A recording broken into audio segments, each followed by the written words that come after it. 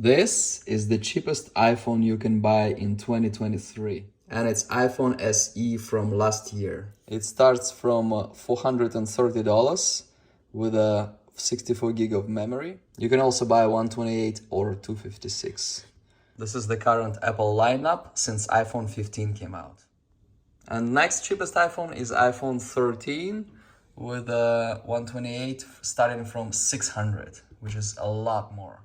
It has A15 Bionic processor, same one as in iPhone 14, and 4 gig of RAM, which is comparable to iPhone 13. The biggest downside of it is the screen. The screen is unfortunately not OLED, and pixel density and resolution is lower, and we have these bezels over here. Now we're going to unbox it. It comes with 2 seals over here, same as all modern iPhones.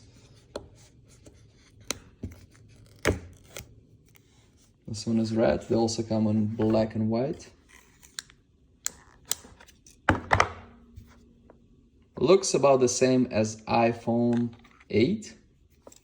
You can even compare it to iPhone 6 because it's basically a very similar design. iPhone 6, 7, 8, and this 22 SE. It comes with a Lightning to USB-C cord. We're still using Lightning connector with this phone. And we have a simple manual. Comes with a SIM tool, product red, an Apple sticker, and also this manual. This is the original box, has hole for the camera. We still have a Touch ID here, so that's the best iPhone with Touch ID. Plastic on both sides. Volume buttons. This button, do not disturb button. And we have a SIM tool, and turn on, turn off. One camera, unfortunately. It's flash.